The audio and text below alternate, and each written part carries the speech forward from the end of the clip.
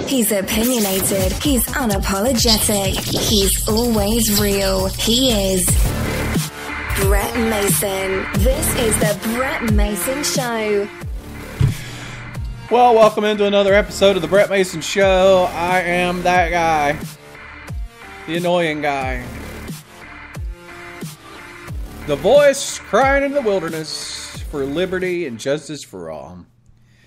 I want to tell you, this thing started out and I've done everything. Like, normally I don't mute my phone. Normally I leave my browser that does all the notification sounds open. And I just don't care. And this time I said, you know what? This show is going to be as if a professional did it. And right off the bat, we get some kind of noise. Oh, God. It's because I have the new Windows 10. Did you get the new Windows 10? Anything I do now makes a noise. The volume was just really loud in my ears, so I reached over here and pulled the volume down, and as soon as I released it, it went as if to say, congratulations, moron, you successfully turned the volume down. Today's broadcast concerns several things of, I think, of medium to great import.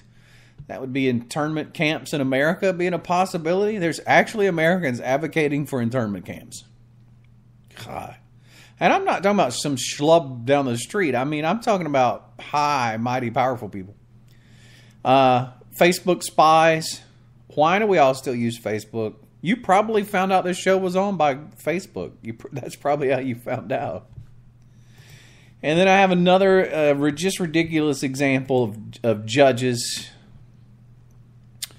Judges in the media. Well, not in the media, but yeah, well, in the media, everywhere. They're just making headlines everywhere. So let me first welcome everybody. Thank you for joining me. You can find us online at brett-mason.com, brett-mason.com. We have a iOS app and an Android app available in the store. If that's not how you're listening right now, and you're like, man, it'd be a lot easier to listen to this guy if I just had an app on my phone and when the new shows would automatically show up. And when we're streaming live, by the way, it'll stream live right to that app, which is the really one of the only ways you can do that and communicate back because you have a little chat option. So I have that open in case anybody wants to chat back at me. I'm here and available for that, as always. And so thank you so much for that. To find it, all you have to do is just search for Brett Mason Show in your app stores for Android or iOS. And, of course, the way you can subscribe to the podcast, they're endless. We're on Stitcher. We're on iTunes. We're on iOS. We're still, not iOS, Stitcher, iTunes. What was I leaving out? God, see, I don't have my script in front of me because I'm doing everything different this time. Stitcher, iTunes. I don't know. Oh, TuneIn, the TuneIn app. And we're pending on iHeartRadio and also on YouTube. So the YouTube thing isn't live. Of course, you catch that later. All the podcasts are that way. You catch them later, and they just show up automatically for you. The easiest way to connect with all those things and to figure out how to connect with all those things is to simply go to brett-mason.com/connect. Remember the dash between the name, BRETT, brettmason.com/connect with the dash in between Brett and Mason. And all the many ways that you can subscribe are there. So thank you so much for doing that. Thank you for listening to the show. I'll tell you, since my last show, one of my last couple of shows, and Week of Insanity on Facebook, it's calmed down. And I'll tell you, as bad as that ordeal was, and there were some good parts in it. I had some family members that contacted me and said, man, in case you were thinking that we were against you or upset with you or thought you were an idiot or whatever, you know, it's just not that way, which I had. None of the people that sent me that, by the way, I had thought that about. So, but there were some people. We had some threats from a few people, some God-fearing Christian people. That always gets me when those people threaten you. Boy, I'll kick your... Okay. That sounds like Jesus. But one of the positive things is, a couple things. One, we had people that said, man, I don't know what the number is. Look, it's not a huge number. It's less than 10. I think it's more than 5, though. It's between 5 and 10. People who messaged me and said, you know what? I was on the other side of that issue, and after listening to you explain it, I'm convinced. I see past the immediate gratification of, getting to stand up and wave a sign, say we love Jesus, and it's great to support Jesus, and we don't want to be ashamed of Jesus. He said, and it's like it's deeper than that, and the future ramifications are, we get this short-term gratification and feel like we stood up and did something without pondering the long-term effects of our actions and supporting government officials endorsing and enforcing a particular religious doctrine. So that was good. And then I got to meet some new people. I've learned a few new people's names who were not in my life before. And they're people that I, for the most part, I assume will now, as much as anybody's ever a part of my life, which isn't a lot, mainly because I just work all the time. So some good came from it. Lots of good things came from it. And so we continue. We soldier onward and we soldier upward into the wild blue yonder. So this first story that we're going to talk about today, it's just, I'll tell you what, man, if it weren't for me reading the story and not only that, but who said it, if it weren't for those two things, I'd pass it off and not be concerned about it. It's really, really, really serious. Knowledge is sexy. This is the Brett Mason Show. So you might remember an American General, Wesley Clark. He actually was a half-hearted, somewhat serious, maybe presidential contender at one time. He's retired, but he was big. I mean, he was big time. He was right in there during some major parts of Iraq, going all the way up to the first Iraq and several things. I won't get on the minutiae of that, but I'll tell you, he said a statement recently that I read it and it just blew my mind. Retired General Wesley Clark, he said, disloyal Americans, whatever that means, should be sent to internment camps. Now, I know it's very easy to stand up and cheer for that and go, dang right they should. Well, there ain't no disloyal Americans. But what does that mean? What is that? What is the definition for that? You're like me and you question something a judge does, or you question something a president does, or you question something people in authority do, or like me recently questioning what police chiefs and sheriffs are doing. Is that would that be considered disloyal? I mean, there's no definition. That's very broad. That's the problem with broad strokes is if you can lay something out in a broad stroke, man, you can apply it to anything. And that's very scary. Retired General Wesley Clark said disloyal Americans should be sent to an internment camp. He was speaking about the situation in Serbia with dissenting Americans because of the American-involved bombings that are going on. He proposed that the government should try to identify people likely to be dissenters. Again, what does that mean? He proposed that the government should try to identify people likely to be dissenters. Now, this is what really gets me. It's not even identifying people who are dissenters. It's not identifying people who are dangerous or have threatened people, or it's people who are likely to be dissenters. It's like, I think that guy might be a dissenter. We should probably put him in an internment camp. I'll tell you, it's just real crazy. By doing this, he said we would, quote unquote, cut it off at the beginning by putting them in internment camps. Stop it before it starts. The whole stop it before it starts philosophy is what's got us into all these troubles in foreign countries, and it's going to get us in trouble in America. And people are more and more buying into it. This thing where, I tell you, what's the scariest thing is that the general population so easily buys into these concepts that you can intervene before something happens to prevent something from happening. And that once you open the door to that, then there's nothing, you can do anything to anybody at any time. And I don't understand why people don't understand that. Once you open the door up to your philosophy is we're going to prevent something from happening. You then open the door to you can arrest anybody for just because they looked at you wrong and go, well, you know what? I really felt that he might rob something later tonight. Or, you see that woman over there? She really looks like somebody that would be a shoplifter. And so we probably should just detain her to make sure she doesn't go in that store and shoplift. This whole preventionist thing, and we did it. They're talking about it for Iraq now, and I'm not going to get into Iraq because that's deep. That's a deep. I don't feel like getting in that today. I don't feel like getting into that. But it's that same thing. It's like we have to enforce our will to prevent things from happening. Now, I'm not saying that we shouldn't try to prevent things from happening. When you have actionable intelligence, you know that there's a plan in motion. You know that something's going down. If you can stop it, man, stop it. But it's so far now to where people just can casually, off the cuff, mention something and suddenly they're arrested and being questioned and interrogated for making off the cuff remarks, for making jokes, for it's really bad now. It's just really bad. How many people in the last couple of years have been arrested for posting? The one guy was arrested for posting song lyrics on Facebook because they said it was a threat, terroristic threat. Granted, the words from the song were, they were threatening lyrics, but it's where does it end? At what point in time do you go back to we have freedom of speech in this country? And you have to determine if there's some kind of intent. You have to have a reasonable cause that somebody was doing something more than just quoting song lyrics. You just can't arrest people for quoting song lyrics.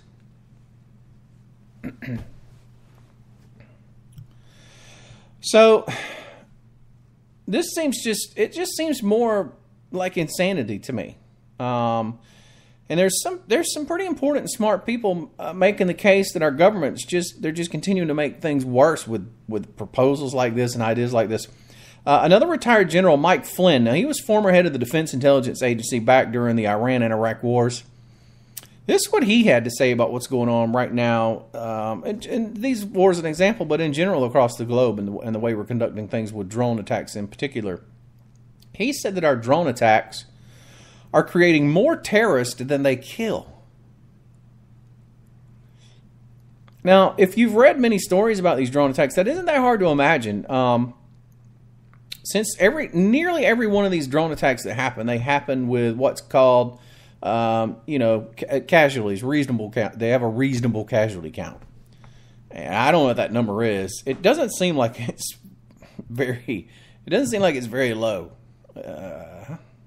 But I mean, I don't know. We don't know what the number is, and so it's hard to judge it. But we've heard about stories where they took out an entire marriage party. I mean, these are people getting married. They're not thinking about terrorism. They're not thinking about anything like that. They're just getting married, and their third cousin happens to be involved with Al Qaeda or something. Look, he's a bad guy. We should take him out. Can we not wait till the wedding is over? Could we not track him from the wedding? But no, they killed and wiped out an entire wedding party. I mean, we see that happening. We've seen where they wiped out kids on playgrounds because there was a terrorist at the playground next to or driving by. These things, they just... And put yourself in these people's shoes. Now, just for a second, don't think of them as terrorists. Oh, I know that's not going to go over popular. I can hear the sighs and the groans. Now, I hear people punching out on the podcast right now. But seriously, most of those people aren't terrorists. Terrorists are bad and terrorists exist. Look, I'm not denying that. But it's just like in this country. Most people in this country aren't murderers. Most people in this country aren't robbers.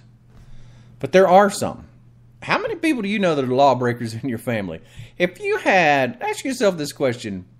Because obviously terrorism isn't a huge problem in this country. It's potentially coming worse. But to put it into context, because this is the only way I can think of to put it in context. If you had a wedding tomorrow and you invited 300 people to it, your friends, families, acquaintances, people that you'd want there, what are the odds that one of those people would be a lawbreaker? Would be a robber, would sell drugs, be a drug seller or had been, or would be associated with. Come on, think about it. And that's what they go through over there. Except over there, when they identify somebody, a drone drops hellfire from the sky and wipes everybody out, and everybody's just dead. So put that into perspective for a little bit. If those things were happening on our soil, do you think that we as a people would be more likely or less likely to become determined to kill the people doing these things to us? Would we become more likely or less likely to be radicalized? Look, I'm not defending terrorism. I think you can have an intelligent discussion about tactics that doesn't support the current policy of the government without being sympathetic to terrorists. I'm in no way sympathetic to them. I am sympathetic to innocent people. Everywhere. And that's something that compels me more and more. The rights of the innocent supersede a lot of things. Police chases is an example. It just comes to mind off the top of my head. There's a lot of things I could use, but since this one come up, I'm just going to use it. If you have stopped a guy because he had a tail light out, and that's all you've determined, the tag doesn't come back stolen. The car doesn't fit a stolen car description. It doesn't fit the description of somebody involved in a strong arm robbery. It's just a guy with a tail light out. And when you go back to your car to grab your ticket or warning book or whatever, he guns it and flees. At what risk to the community is it to stop that guy? You have his tag number. You have a description of the car. You have his name because you've already made contact.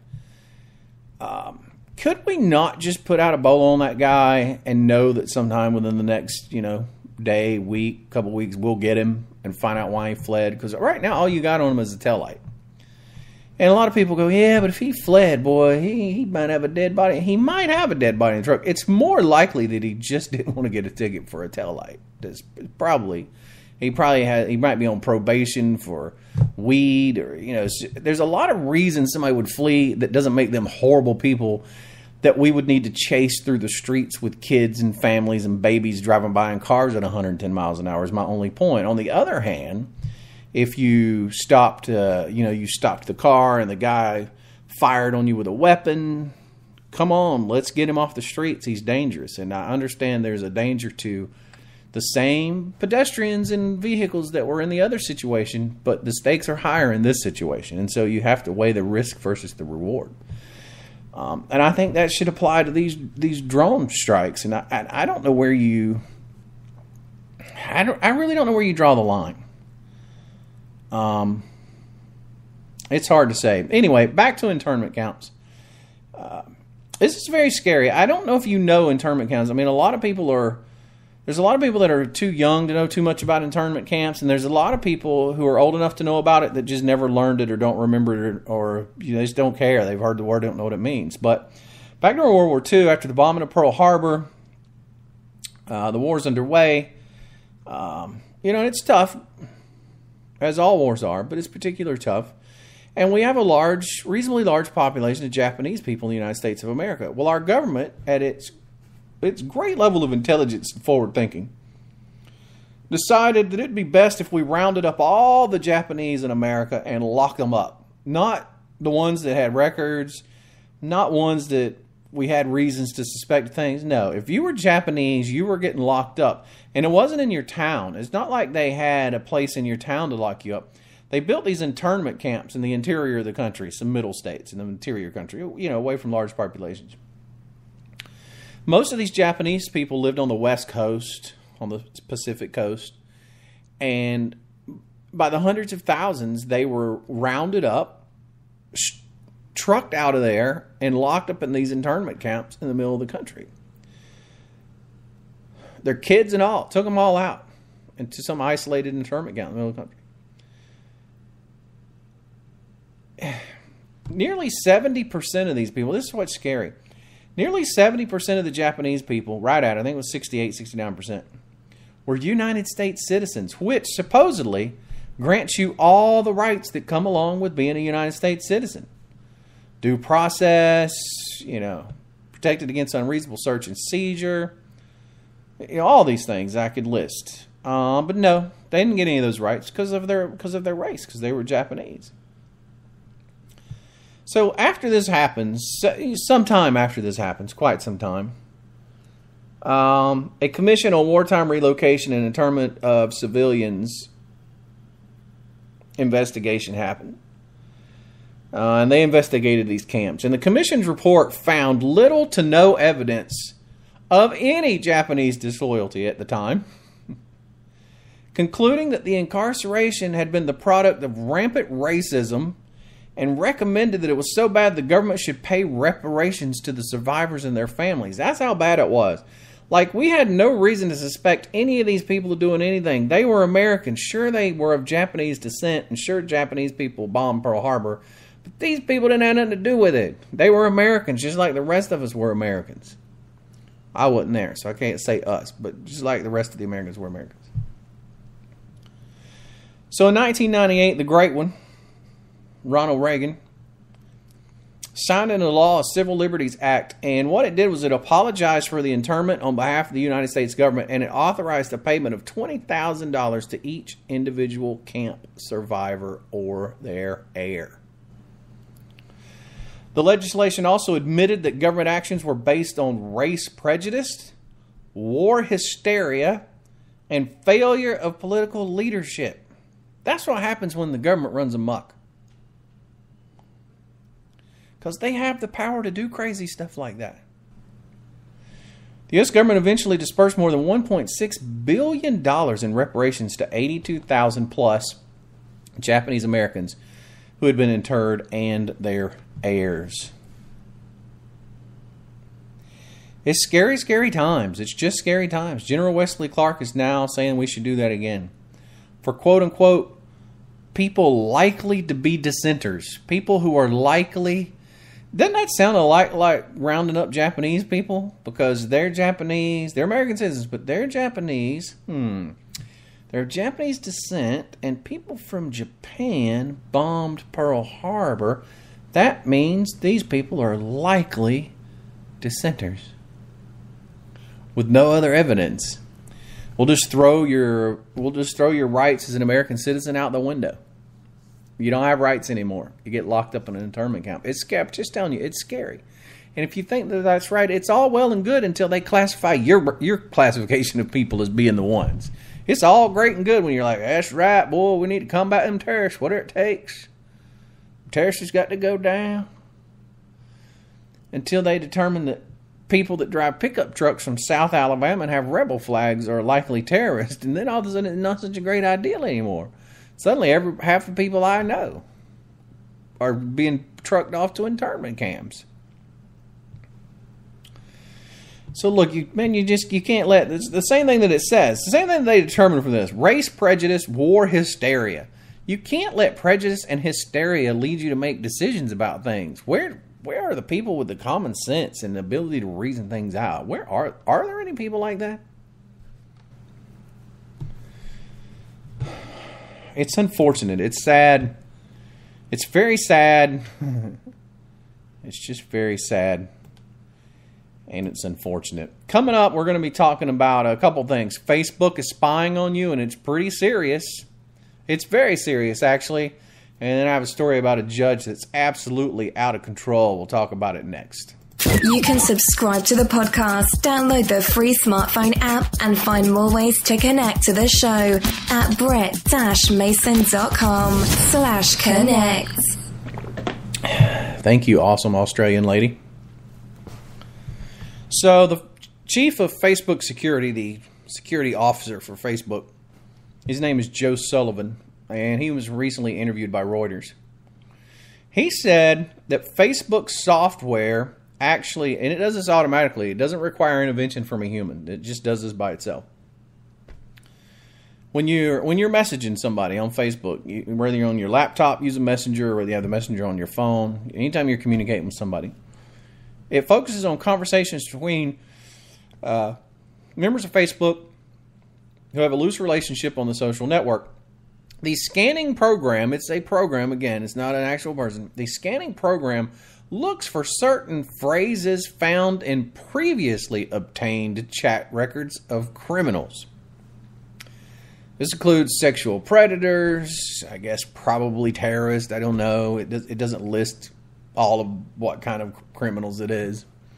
But so it takes these words and these phrases and things that these people that they know are criminals, people that are criminals and have been, found guilty, but they had a Facebook account, and since Facebook is keeping everything, they can review that stuff. And they've created a profile based on what previous criminals said. And so it's constantly scanning your messages for things that look like that sound like that. And if it takes a hit on it, let's just say you and I are talking and we say some things that don't like, and the software goes doot, doot, doot, doot, doot, doot, doot, doot. I guess some guy gets an email. Some guy with nerdy glasses and stuff gets an email. The the relationship analysis and the phrase material and all that, it has to meet some kind of threshold. But once it does, a Facebook employee then gets a notification and they manually look at the communication. So that at this point, an actual human starts reading your messages back and forth between whoever it is you were talking to. Now, you know if they can do this, they're doing it all the time. It makes it sound like that some kind of protocol has to happen and somebody gets an alert and then a guy can log in and read your stuff. You know that that's not true. If they can log in and read they can log in and read it. There's people that work for Facebook reading people's messages right now just because they're bored. They're sitting in some room in California. They're bored out of their minds. They're like, oh, let's Google what kind of name. Hey, Jim, what kind of name you want to look at today? Eeny, meeny, miny, mo, Tiffany is the way to... Oh, Tiffany. So they start searching for Tiffany's, and they're like, oh, this Tiffany's cute. Let's see who she's talking to. And then they look at your messages. Granted, that's innocuous. It's kind of creepy, but it's innocuous. It's this other thing that's really scary. You get this hit based on this algorithm this program does. It notifies an employee. The employee looks at your message and goes, well, I think this guy's a crook. Now, what qualifies this guy that works for Facebook to recognize if somebody's a crook or not is beyond me. I'm assuming they have training for that, but I don't know. Can't prove it. I don't know. So he escalates it to authorities, which I guess, since this is a nationwide, or it's worldwide actually, I guess it would be the FBI or something. I don't know who gets it. And from there, they start an investigation, and if they read it and they think it turns out you are some kind of crook based on your messages, that then becomes legal to use against you. And in case you think this is horrible, and I was having this conversation about this with somebody the other day, in case you think this is out of bounds or horrible or whatever, it isn't. You agree to all this stuff when you use Facebook. If you enjoy using Facebook, it's the price you pay for using Facebook. If you don't want to pay this price, your choices are to stop using Facebook. That's just as simple as that. And this thing that goes around like once a year, every year, I don't know how this thing gets started, but you see this thing posted that says, people start posting things that says, I do not give Facebook permission to do this, or that, whatever. If you're using Facebook, you have given them all the permissions that they want from you, because that's their terms of service. Their terms of service state, if you use Facebook, you're automatically agreeing to whatever we said you agree to. And there's nothing you can say is going to change it. The only way you change it is just don't use Facebook. You just don't use Facebook. It's kind of scary. I was having a conversation with my mom about this some time ago, and I was like, Mom, it's just a decision you have to make. Does the benefits, potential benefits and what you gain from using your phone, because it's the same deal with your smartphone. They know where you're at, what you're saying, who you're talking to all the time. Are the benefits of having the phone, worth it? Are they,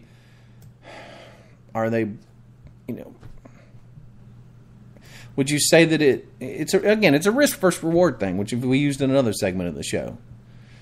All right, move on for that. It's going to make me want to cancel my Facebook account, and that's how I make my living, and so I really can't do that. Coming up next, a judge who has lost his mind so bad, it has to be unconstitutional. This ruling he did to this poor guy and this poor woman is so unconstitutional. It has to be.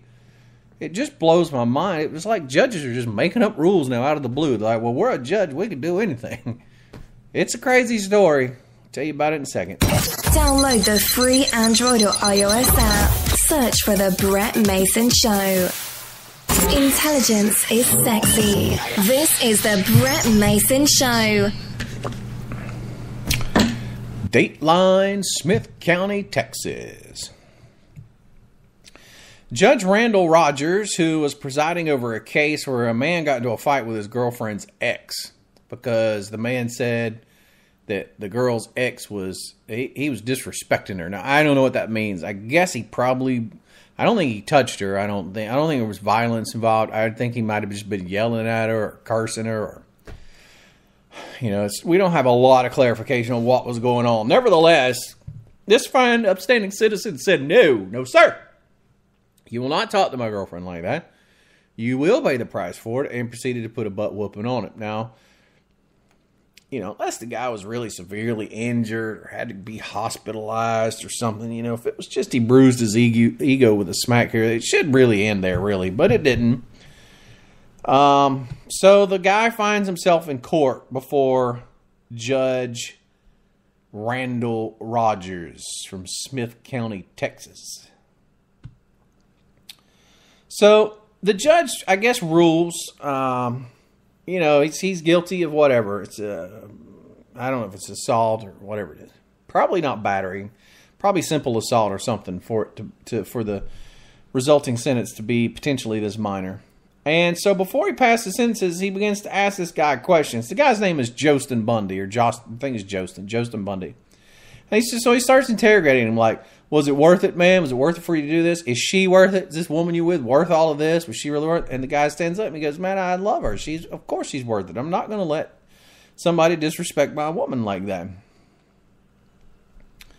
So when the defendant, this Josten Bundy, said that he loved her and she was worth it, the judge then proceeded to pass sentence that the man had to marry the woman within 30 days or spend 30 days in jail. That was his options. You can marry this woman in 30 days. A judge ruled that two people had to get married. You have to marry this woman, and not just marry her like this year, not within the next 6 months or within the next, 365 days. No, you got to marry her within 30 days or you'll be in violation. So those are your choices. Get married within 30 days or serve 30 days in jail. And not only did you have to get married, he had to write Bible verses. I believe it was 100 times. He had to write some, I don't know what the Bible verse was. I couldn't find it. But he ruled he had to write Bible verses 100 times. All this seems a bit extreme to me. But even past being extreme, it just seems unconstitutional, doesn't it? You can't. I don't think there can't be any law in the books anywhere in the United States of America where one of the sentences is forcing someone to marry someone within 30 days. So, I mean, the guy loves her. It's not that he said that, he's like, it's not that I don't want to marry her. I love her, I'll marry her, but we got to do it in 30 days. And she's just distraught. Come on, you know how women are with their marriages, their weddings. You got to plan it. It takes a year to plan it. These women, man, it takes a year. You got to find the perfect spot. You got to find the perfect chair with the perfect chair covers, with the perfect table covers and centerpieces and shoes. I mean, it's an ordeal. I mean, when a woman goes to get married, they launch something that rivals any kind of operation that the CIA does. It's just quite remarkable. Not this poor woman. So her choices are she can watch her husband go to jail for 30 days. Or she can marry him, and she's just upset. She says she don't have enough time to make arrangements for her family. They can't bring family in from out of town. They have a host of other problems. I don't understand where these judges are coming up with this stuff from. You're like, well, sometimes you just got to make an example out of people. No, you don't. That's not how the law works. That's not how it works. You don't just make examples out of people. You don't just go, I'm going to make an example of this guy. I'm going to invent some punishment that ain't on the books because I'm a judge and I can do it. If people start doing that and that starts becoming legal, then judges can make up anything. Judges can make up anything at any time for any reason whatsoever at all times, whatever. Come on. You know that ain't right. You know that ain't legal. Oh, it just gives me a headache. Look, liberty is fast slipping. The whole concept of liberty. And I made a post about this on my Facebook page the other day. When in America, people gladly not only accept tyranny from government officials, but applaud it, embrace it, and praise it.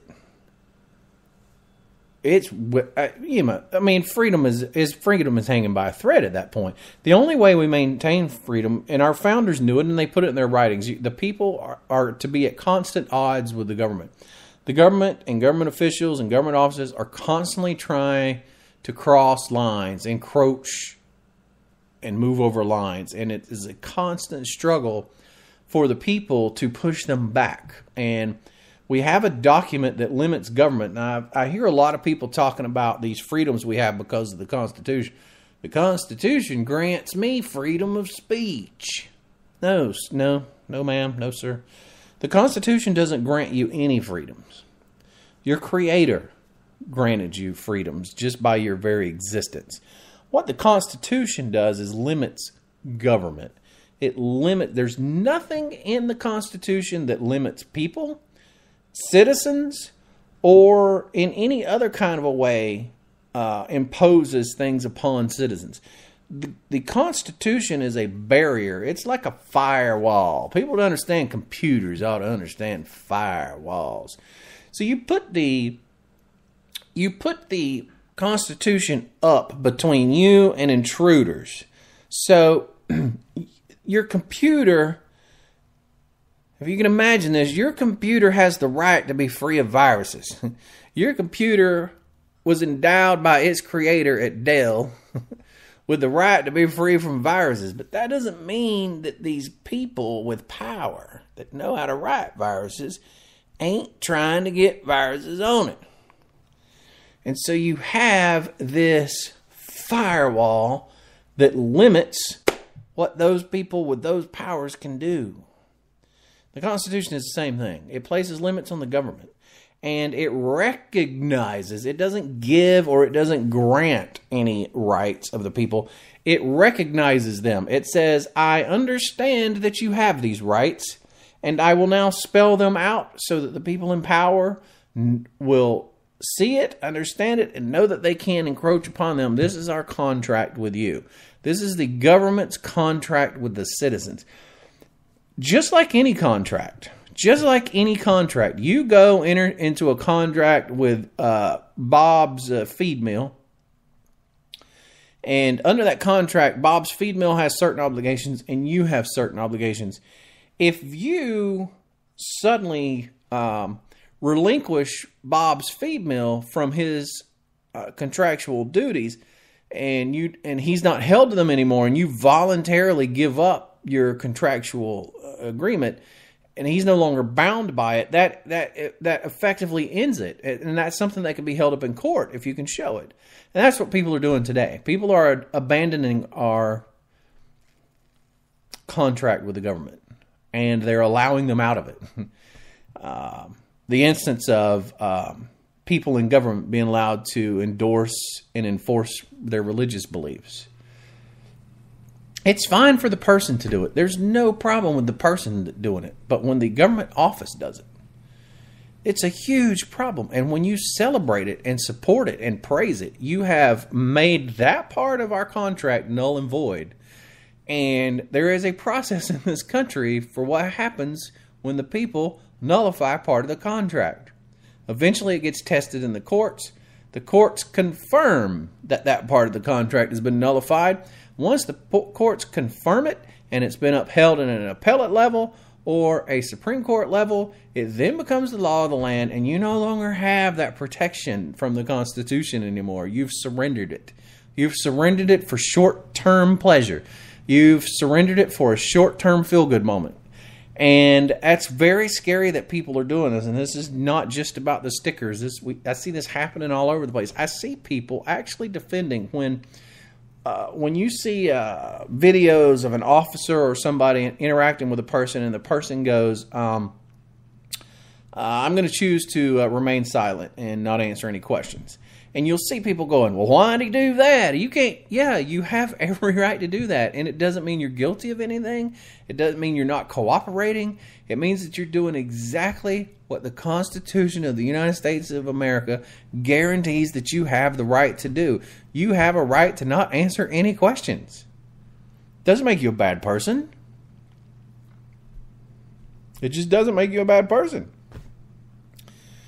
And then I'll see people really giving that up. They'll say, and then you'll see these some of these videos where officers will say, well, you know, if you would just give in, it would just make everything a lot easier. Well, yeah, it would make things a lot easier, but we'd be surrendering our rights that people fought and died and bled blood out on the ground for. People were laid strewn across the northeastern seaboard and the original states or colonies, giving their lives and their treasure and their blood so we would be able to say, I choose not to answer questions. That's why you do it, because people fought and died for your right to do it. That's why you do it. You honor the people that spilled their blood out on this sacred ground in defense of your right to not have to answer any freaking questions. That's why you do it. Not because you're a jerk, not because you're a criminal, not because you have anything to hide. You just do it because that's our right. And people died defending that right. And you just want to give that right up to make things easier? And then enough people give up the right, it becomes commonplace for people to give up the right. The next thing you know, that right does not exist anymore. We're seeing that with the Fourth Amendment now. There was an officer, I posted this video on my Facebook page, there was an officer went on television, on a newscast, and said with a straight face that once your vehicle was stopped and you were in a traffic stop, that your rights were frozen. Are you serious right now? If your rights don't apply when you're in a situation where you would need rights, then why have rights? Why would we even have rights? Nobody needs rights when they're not being interacted with by a government official. We don't need rights then. There's no point in having them. When you're hanging out with your buddy, doing whatever, riding a four-wheeler, you don't need any rights guaranteed by the Constitution. You don't need rights for that. You need rights when government officials intervene into your lives. That's when you need rights. That's why the rights were recognized and put into a contract between the government and the people. So no, when you get pulled over, your rights aren't frozen. That's when your rights kick in. That's when your protections kick in. The stupidity and ignorance of people amazes me to no end. This guy argued with me over that. He's like, no, let me tell you something now. When you've been pulled over, you ain't got all the rights that you used to have. I'm sorry. You do. You have every right you always had. The only difference is now you actually have an opportunity where you need it. And so people will say, well, that's just being rude. That's just being uncooperative. No, I don't think so. If you pulled over, if you got blue lighted and you pulled over, and you were requested to present ID, proof of insurance, and registration, and you handed it over, and you did all that peacefully, you've complied. You've complied with everything you have to comply with. There's no non-compliance. But then when the officer, for no reason, he pulls you over for a tail light out, and then he goes, where are you coming from? Well, I don't know you. I'm not hanging out with you. I don't have to answer that question. It's not any of your business. That doesn't mean I'm rude. It doesn't mean I'm mean. This is what people don't understand. Police officers, law enforcement officials are all they're doing is acting in proxy for me and you. Long time ago, people see this is running into something I didn't plan on it running into. A long time ago, people got together and they said, you know what? All of us can't always be police in the neighborhood or police in this section of road or whatever. And we will extend our obligations to a person that will pay.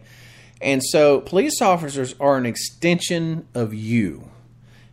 Police officers are they get paid to do things in your stead. They're not greater than you. They're not more mightier than you. They're not more powerful than you. They don't have any extra rights or nothing than you. They're people who serve at your behest, and you have agreed to pay them to do things that at one time we all did for ourselves, but people got together and said, we're just going to take our responsibility, and we're going to take our responsibility to police our section of the neighborhood or look after ourselves, and we're just going to place that in somebody else's hands, and we're going to remunerate them with funds in exchange for them doing that for us. Once that happened, they're still just like you. Like, you couldn't walk up to somebody. You can't walk up to somebody on the street and go, where are you coming from? Where you coming from? What you been doing? Now, if they choose to answer you and they go, oh, man, I was over at my cousin's house. We were shooting pool. That's all well and good. That's their prerogative to answer that question. But they don't have to answer you. If I meet somebody out here on the street walking by my house and I say, where are you coming from? What have you been doing? If they want to go, it ain't none of your business. And I'm like, all right, you're exactly right, man. Have a nice day. I know you don't want to believe this, and I know it sounds anti-police, but it's not. It's pro-liberty. It's pro-freedom. It's pro what our founders died for. If an officer come up on you out of the blue and said, where are you coming from? And you said, I'm sorry, I stayed on your business. I don't feel like saying. His reply to you should be, you're absolutely right. You don't have to answer that question. That should be the end of it. There shouldn't be no attitude. There shouldn't be no bowing up. There shouldn't be, I'm about to teach you a lesson and show you. But none of that should happen. None of that should ever happen. Now, if he has reason to believe that you were coming from somewhere and had committed a crime, there's protocols in place for how to deal with that. But you just can't randomly stop somebody and ask them questions and then be required to answer them, especially when they're not related to anything. And that's what happens in traffic stops. God, I need to end this because I've got off into something that I could do a whole show about. But they use these traffic stops as fishing expeditions because they got to work. They got to work all day. You know, most of them do 12 hours. It's bad. I mean, I was in that. I used to do 12 and 12 and then off 12. 12 and 12 and then, I'd do a 12-hour shift, sleep, do a 12-hour shift, sleep, then be off 12 hours and then go right back to it. 2 days 12 and then off a day. 2 days of 12 and off a day. I mean, it's grueling hours. But I mean, it has its up points. But you're the ninth hour into the day, and you want to do something. If you pull this guy over for a tail light, it's never about the tail light. That's the problem today, and this is the way it's trained. This is the way it's trained. But it's never about the tail light. It's we now have an opportunity to ask questions, and hopefully we'll catch something bigger than the tail light. And it should never be about like that. If you want to pull somebody over for a taillight, pull them over and write them a ticket or write them a warning and then be about your way. Now, if in the course of you writing the ticket, something suspicious happens, you see a bazooka in the back seat or something like that, I don't know. Then fine. I mean, you move it to another level. But this whole 50 questions, where are you coming from? Oh, where you been? How long you been there? Oh, yeah, who were you there with? And if you ever in one of these encounters, watch how it goes down. That's how it's a constant stream of questions. It's just prodding and questioning and prodding, and you don't have to answer any of that. Doesn't mean you're not cooperative. Doesn't mean you're a crook. Doesn't mean you're a criminal. It just means that I'm a person. I'm a private person, and I don't have to answer those questions to any person. Now, if somebody suspected me of breaking into the feed store and stealing a 50-pound bag of starter, and you bring me in for questioning, I might want to answer your question to try to clear myself of that, or I may wish to call an attorney, or I may just simply to say I don't choose to answer that. But that's a different set of circumstances than these fishing expeditions. And so the argument is made that these fishing expeditions lead to a lot of arrests of bad people. And I'm sure they probably do from sometimes. But I'm just going to tell you what. I bet you if you had actual statistics on that, it's probably 99% of the time there's nothing. But when does it become something? It becomes something when the person doesn't want to answer. That's when it becomes something. Because then they become convinced you're hiding something. Well, you must be hiding something because you don't want to answer my every question that you're not required to answer. Well, you must be a crook. You must be a criminal. What you got to hide? Why are you hiding something? Look, I didn't intend this to be a diatribe about police officers because it's not just that. It's every form of government. That's just the one that is top of my mind. Some conversation I was having with somebody today. But these things apply to all levels of government. You have rights, and you have rights that apply to your interactions with government at all levels, whether it be mayors, governors, lawmakers, courts, every aspect of government. You have rights. You have rights that are endowed by your creator, and they are recognized and contractually bound by a document called the Constitution of the United States of America. And no lower entity can do a law that supersedes that one. It is the grand law. So, somebody in Podunk Nowhereville can't write a law that runs contrary to the things set forth in the Constitution. You just can't do it. The Constitution's a beautiful thing. I would highly encourage everybody to read up on it.